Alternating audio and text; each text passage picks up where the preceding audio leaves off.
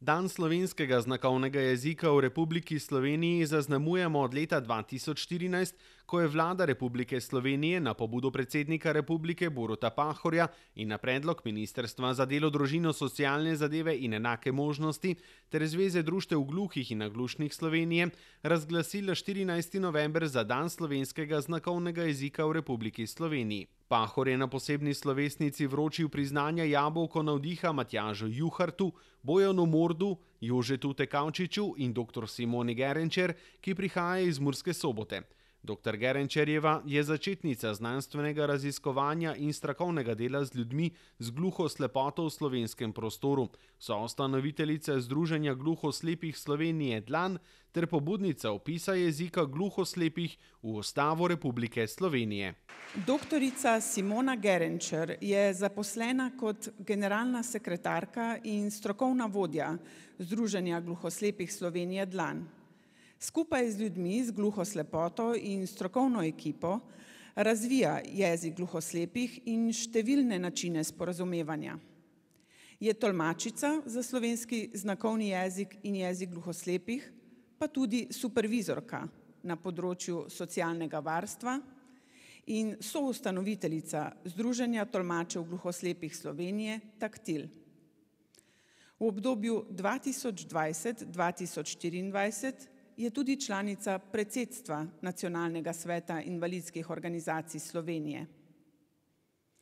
Sodeluje v raziskavah, domačih in mednarodnih projektih, je avtorica številnih člankov in knjig s področja gluhoslepote, dejavna pa je tudi na področju socialnega in invalidskega varstva.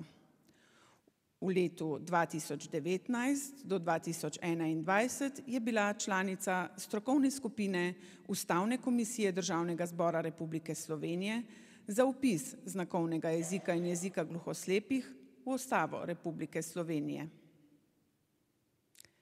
Doktorica Simona Gerenčer je zaslužna zlasti zato, da je naša ustava prva na svetu, ki vsebuje tudi določbo o jeziku gluhoslepih, s čimer je Republika Slovenija v svetovnem merilu ena prvih držav pri prizadevanjih za izboljšanje položaja ene najranljivejših skupin in velik zgled drugim državam na tem področju.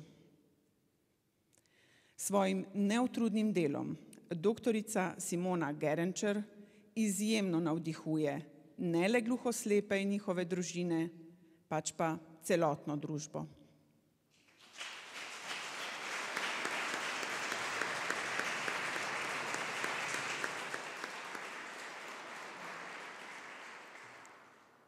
Spoštovani predsednik Republike Slovenije, spoštovane in spoštovani vsi prisotni.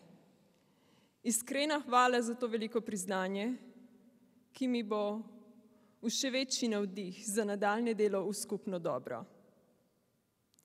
Ljudje z gluhoslepoto imajo že skorajda 17 let samostojno organizacijo, to je Združenje gluhoslepih Slovenije Dlan, ki združuje 98% ljudi z gluhoslepoto v državi, ki se identificirajo kot gluhoslepi.